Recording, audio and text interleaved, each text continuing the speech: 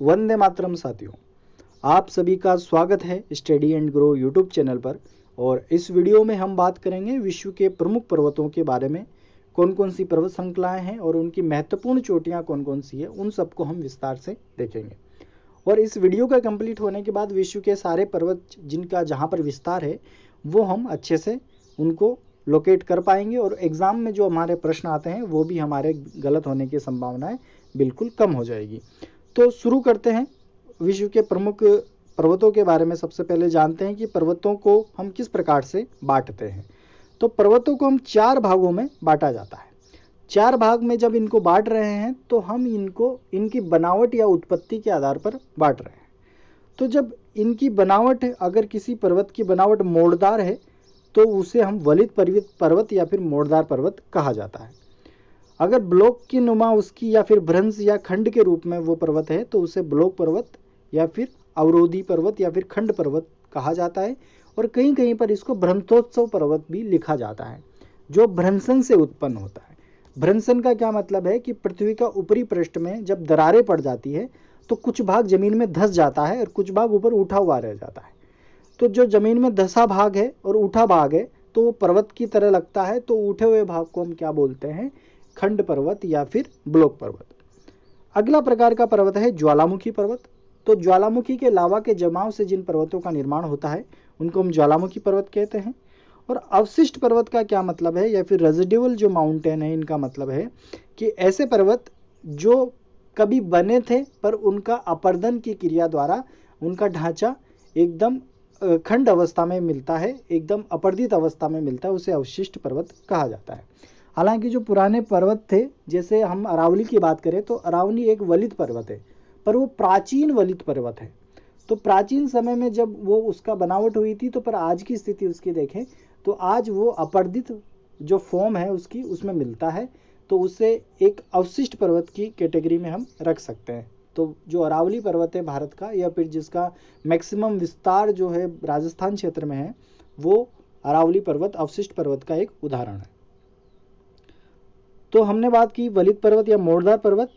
तो पृथ्वी के जब अंतर्जात बलों में पृथ्वी की अब हम बात करें तो पृथ्वी की जो संरचना है, तो भूप्रपट्टी के जब अंदर जाते हैं तो पृथ्वी के अंदर बहुत सारे पदार्थ पिघली हुई अवस्था में या फिर सेमी सॉलिड स्टेट में मिलते हैं। तो जो मेंटल वाला भाग है पृथ्वी का, वो अर्ध तरल अवस्था में है।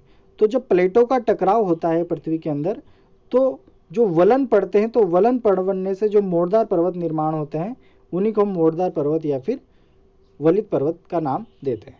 ज्वालामुखी के लावा के जमाव से जो पर्वतों का निर्माण हुआ उन्हें हमने क्या कहा? ज्वालामुखी पर्वत।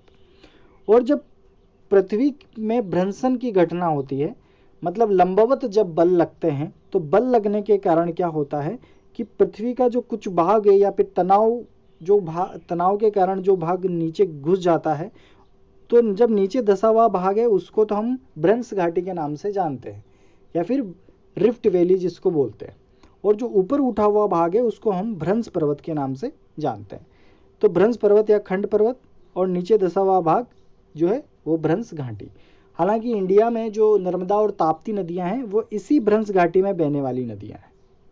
और जो विंध्याचल और सतपुड़ा वाला जो क्षेत्र है, वहाँ पर जो सतपुड़ा पर्वत है वो किस प्रकार का पर्वत है? खंड पर्वत का उदाहरण। उसी प्रकार से हमने अवशिष्ट पर्वतों को भी देखा कि जिन पर्वतों का जो नदियाँ या हिमनद या फिर वायु द्वारा अपर्दन या अपक्षय की क्रिया होती है, उसके बाद जो पर्वत बसते हैं उनको हम अवशिष्ट पर्वतों की कैटेगरी में रखते हैं। तो 4 प्रकार के पर्वत हैं जिनको हमने देखा कि ये किस किस प्रकार के होते हैं। तो इनको हम वलित पर्वतों को डिफाइन करते हैं कि पृथ्वी की अंतर्जात शक्तियों के कारण चट्टानों में संपीड़न होने से, पार्श्वी संपीड़न होने से इन चट्टानों के कुछ भाग नीचे धंस जाते हैं और कुछ ऊपर उठ जाते हैं। तो नीचे धंसे हुए भाग को अभिनति और ऊपर उठे भाग को अपनति कहा जाता है, और अपनति के रूप में ऊपर उठे हुए भाग को वलित पर्वत कहा जाता है। मतलब इस तरह से मोड़ पड़ जाते हैं, वलन पड़ जाता है। तो ये जो ऊपर उठा भाग है इसको तो अपनति, और जो नीचे वाला भाग है इसको अभिनति कहते हैं। तो अपनति और अवनति से निर्माण हुए इस पर्वत को हम वलित पर्वत का नाम देते हैं। तो वर्तमान में जो सभी बड़े नवीन पर्वत है वो वलित पर्वतों के उदाहरण हैं।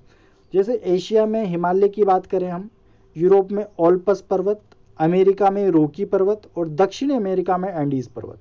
तो उत्तरी अमेरिका में रॉकीज और दक्षिणी अमेरिका में एंडीज, और एटलस, काकेसस पर्वत, अल्पाइन जो पर्वत है, ये सभी किसके उदाहरण हैं? वलित पर्वतों के उदाहरण हैं।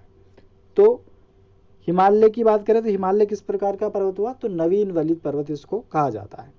यूरोप में ऑल्प्स जो पर्वत श्रेणी है वो भी वलित पर्वत का उदाहरण है। तो इस तरह से हमको ये एग्जाम्पल ध्यान रखने हैं कि उत्तरी अमेरिका में रॉकीज और दक्षिणी अमेरिका में एंडीज पर्वत भी किसका उदाहरण है?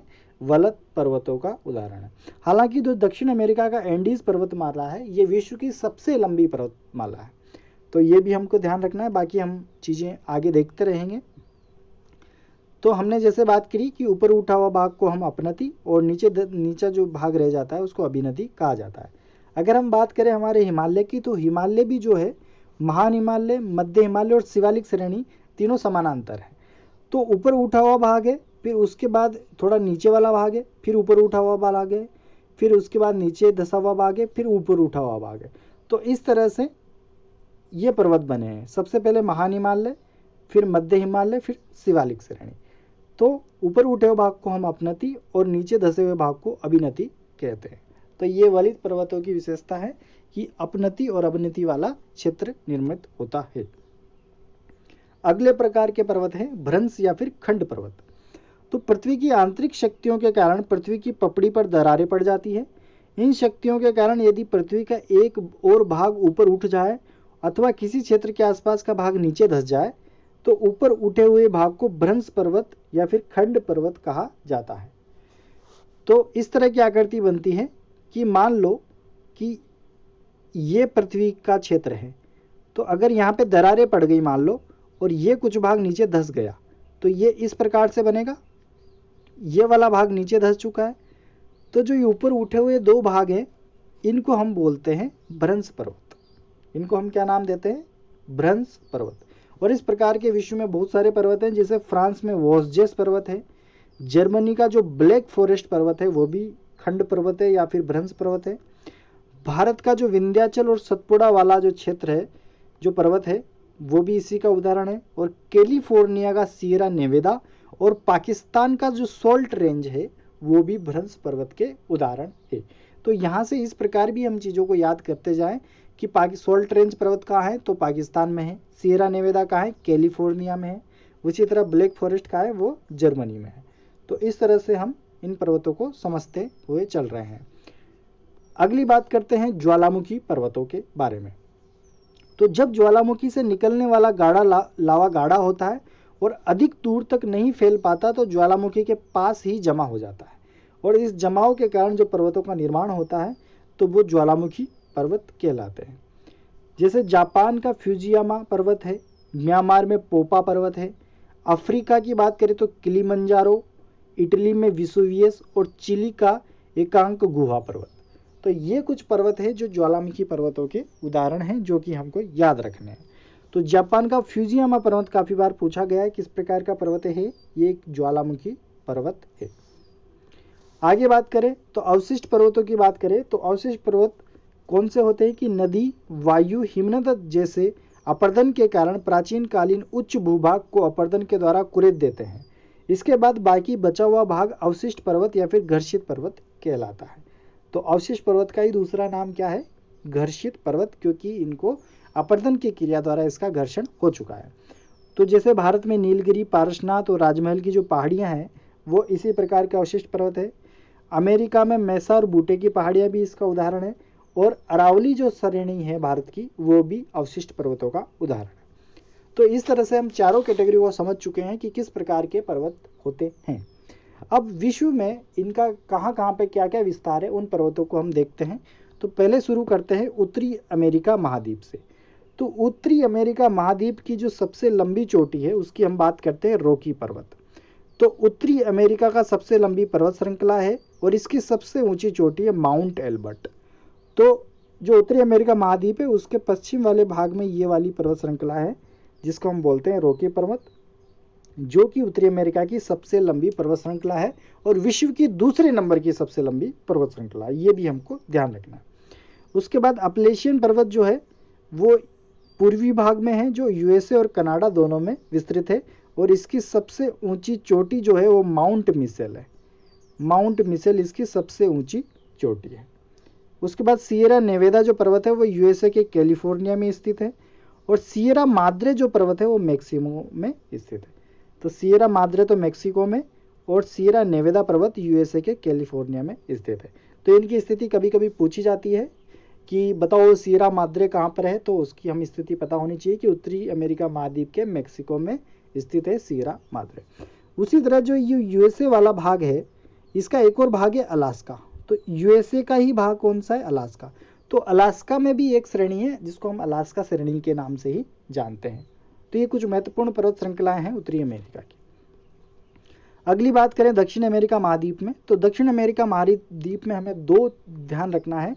एक तो एंडीज पर्वतमाला जो विश्व की सबसे लंबी पर्वत श्रृंखला है, जो 7 देशों में फैली हुई है। हम देख सकते हैं कि जो दक्षिण अमेरिका महाद्वीप है उसके पश्चिम में जो पूरा भाग है वो एंडीज पर्वत श्रृंखला ने ढक रखा है, और इसकी सबसे ऊंची चोटी माउंट एकांकगुआ है, जो दक्षिण अमेरिका की सबसे ऊंची चोटी भी है।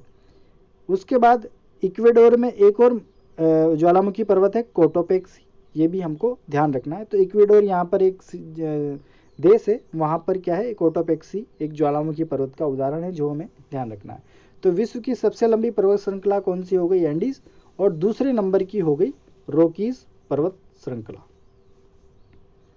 तीसरा हम बात करते हैं महाद्वीप की अफ्रीका में।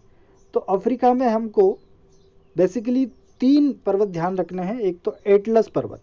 एटलस पर्वत अफ्रीका महाद्वीप की सबसे लंबी पर्वतमाला है, जिसकी सबसे ऊंची चोटी टोपकल है। तो टोपकल इसकी सबसे ऊंची चोटी है एटलस पर्वत की। उसके बाद किलिमंजारो जो तंजानिया में स्थित अफ्रीका महाद्वीप की सबसे ऊंची चोटी है। तो तंजानिया में स्थित है किलिमंजारो, और किलिमंजारो जो है वो अफ्रीका महाद्वीप की सबसे ऊंची चोटी है किलिमंजारो। एक और पर्वत याद रखना है कैमरून, जो कैमरून देश में ही है, इसका नाम है कैमरून पर्वत, ये भी अफ्रीका महाद्वीप में ही स्थित है। अगली बात करते हैं यूरोप में। तो यूरोप में काफी महत्वपूर्ण पर्वत है, जैसे कि ये वाला जो पर्वत श्रृंखला है ये है यूराल पर्वत। और यूराल जो पर्वत है इसकी खास बात यह है कि ये यूरोप और एशिया महाद्वीप को अलग करता है, और यही जो यूरोप की सबसे लंबी पर्वत श्रृंखला है यूराल पर्वत, जो रूस में स्थित है और एशिया और यूरोप को ये अलग करता है। तो ये हमें ध्यान रखना है।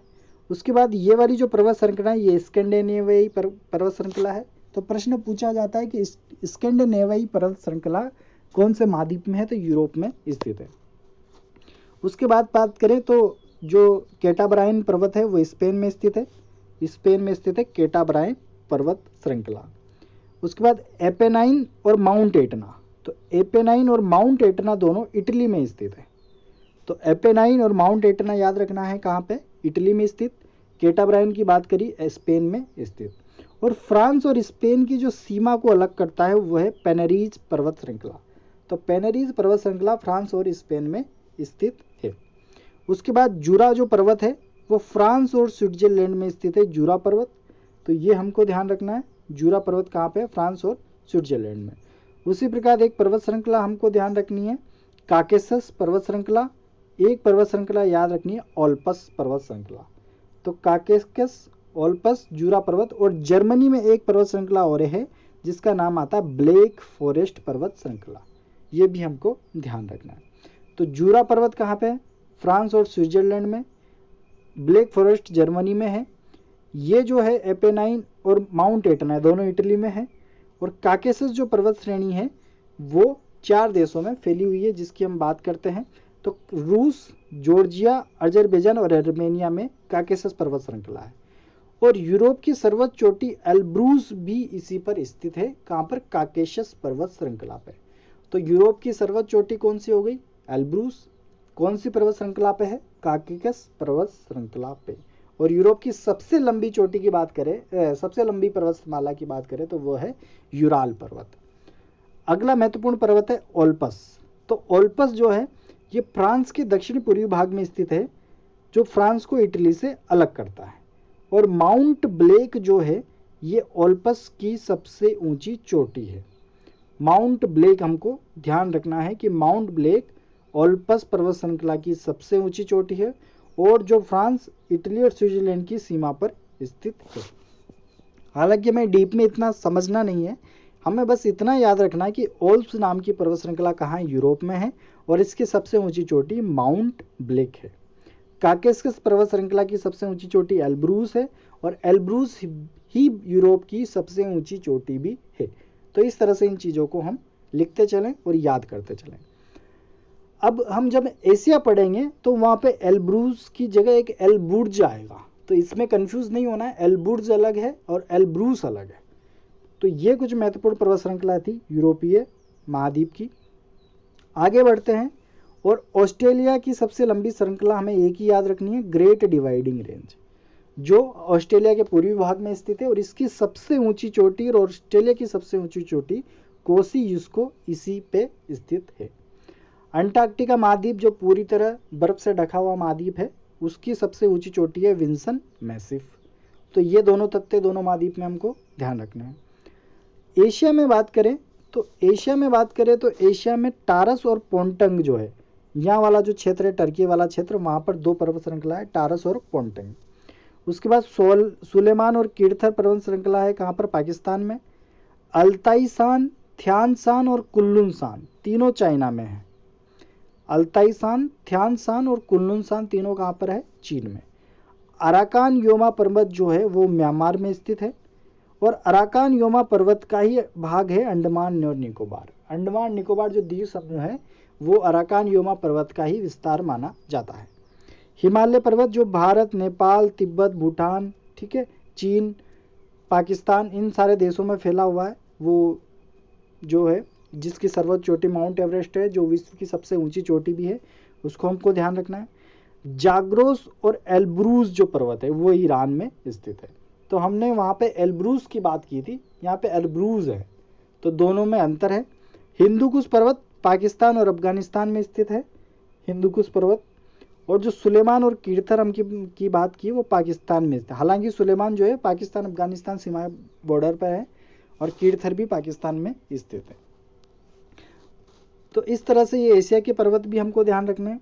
अगर इस मैप में हम देखें तो यहाँ पर जो है हिमालय पर्वत है, हमें पता है। तो हिमालय पर्वत का जो पश्चिमी भाग है वो पश्चिमी भाग सुलेमान और कीर्थर श्रेणियों के रूप में है और इसका पूर्वी भाग जो मोड़ खाता हुआ मोड़ है, उस मोड़ का जो है वो विस्तार है अराकान योमा पर्वत जो कि म्यांमार में स्थित है और अराकान योमा का जो विस्तार है वो है अंडमान निकोबार द्वीप समूह। तो इस तरह से इन चीज़ों को लिंक करके पढ़ना है। और जो हिमालय की आकृति है वो हेयर पिन, जो हम बालों में पिन लगाते हैं, उसके मोड़ के आकार की बनती है, क्योंकि ये इस प्रकार से एक आकृति बनी है, क्योंकि पीछे का विस्तार सुलेमान और कीर्थर के रूप में है और पूर्वी जो विस्तार है वो पूर्वांचल की पहाड़ियाँ और अराकान योमा पर्वत के विस्तार के रूप में है। तो ये जो आकृति बनती है इसे हेयर पिन मोड़ के नाम से भी जाना जाता है। तो हिमालय की जो आकृति है वो हेयर पिन मोड़ या फिर सिंटेक्सियल मोड़ भी जिसको कहा जाता है, उसकी तरह ये दिखाई देता है।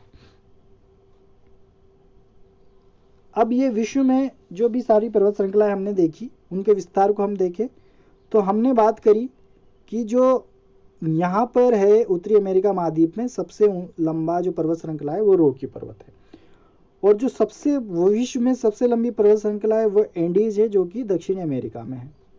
उसके साथ ही यहाँ पर हमने एटलस की बात की। एटलस के बाद हमने ऑस्ट्रेलिया में ग्रेट डिवाइडिंग रेंज की बात करी। उसके बाद यूरोप और एशिया को अलग करता यूराल पर्वत की बात करी हमने। उसके बाद इटली में यहाँ पर हमने टॉरस और पेंटाना की बात करी, टारस और पोंटाना। और इटली में जो हमने बात करी थी वो है एपिनाइन्स पर्वत या फिर माउंट एटनाइन की। और फिर हिमालय का जो पूर्वी विस्तार था और म्यांमार में अराकान योमा पर्वत। चीन में हमने 3 पर्वतों की बात करी, एक तो अल्ताईसान, कुनलुन और थ्यानसान। और यूरोप में हमने ओल्पस पर्वत की बात करी और स्कैंडिनेवियाई पर्वत श्रेणी की बात करी। और उसी तरह अफ्रीका में एक सबसे ऊंची चोटी किलिमंजारो की बात करी हमने। तो इस तरह से इन पर्वतों को हम विश्व के मैप पे भी देख सकते हैं। जो अल्पाइन पर्वत श्रृंखला है वो उत्तरी अमेरिका के पूर्व में स्थित है। यहाँ पर सीरा नेवेदा, सीरा माद्रे मेक्सिको में स्थित है। और भी बात करें तो दक्षिणी अफ्रीका में ड्रेकन्सबर्ग पर्वत श्रृंखला भी स्थित है। तो इस तरह से बहुत सारे पर्वत श्रृंखलाएं हैं जिनको हम मैप पे मार्क करके समझ सकते हैं। हालांकि हमें ध्यान क्या रखना है कि हमें इनकी सबसे ऊंची चोटियां ध्यान रखनी है। तो ये कुछ चीजें थी जो हमने बात करी। हालांकि सॉरी, ये टारस और पोंटाना जो है ये है टर्की में स्थित, ना कि मैंने बोल दिया इटली में। ये टर्की में स्थित है क्योंकि इटली वाला क्षेत्र तो ये वाला है यूरोप में, और ये टर्की वाला क्षेत्र आता है मध्य एशिया वाले भाग में। तो इन सब चीज़ों को हम लिंक करके पढ़ सकते हैं। तो यहाँ पे प्रश्न अगर आता है कि विश्व की सबसे ऊंची पर्वत श्रृंखला पहले नंबर पे कौन सी हो जाएगी, एंडीज। दूसरे नंबर पे रोकीज पर्वत श्रृंखला। तीसरे नंबर पे सबसे लंबी है ग्रेट डिवाइडिंग रेंज, जिसकी सबसे ऊंची चोटी कोसियुस्कू है। अब विश्व की प्रमुख ऊंची चोटियों की बात करें तो एशिया की सबसे ऊंची चोटी है माउंट एवरेस्ट, सबको पता है। यूरोप की सबसे ऊंची चोटी है माउंट एल्ब्रूस, जिसकी हमने बात करी। उत्तरी अमेरिका की सबसे ऊंची चोटी माउंट मैकिनले है, और माउंट मैकिनले जो है वो अलास्का पर्वत श्रेणी में है। जो माउंट मैकिनले, ये जो अलास्का वाला क्षेत्र है, यहाँ पर है माउंट मैकिनले। दक्षिणी अमेरिका की सबसे ऊंची चोटी माउंट एकांगुआ एंडीज पर्वत में है। अफ्रीका की सबसे ऊंची चोटी माउंट किलिमंजारो है, जो तंजानिया में स्थित है। ऑस्ट्रेलिया की सबसे ऊंची चोटी माउंट कोसियुस्को, जिसकी हमने बात करी कि ग्रेट डिवाइडिंग रेंज का यहाँ पर भाग है। और अंटार्कटिका की सर्वोच्च चोटी विंसन मैसिफ है, जो एल्सवर्थ पर्वत श्रृंखला में स्थित है। तो इस तरह से ये सारी प्रमुख चोटियां हमने कवर करी इस वीडियो में। तो यहाँ पर इन चीज़ों को एक दो बार जब आप लिखोगे नोटबुक में तो ही ये याद हो पाएगी, क्योंकि काफ़ी ज़्यादा विस्तारित पर्वत है। तो इनको अच्छे से एक बार पूरे वर्ल्ड मैप में दिखा के इनको याद किया जा सकता है। तो धन्यवाद साथियों, आपको वीडियो पसंद आती है तो लाइक ज़रूर करें और चैनल को सब्सक्राइब करें। धन्यवाद।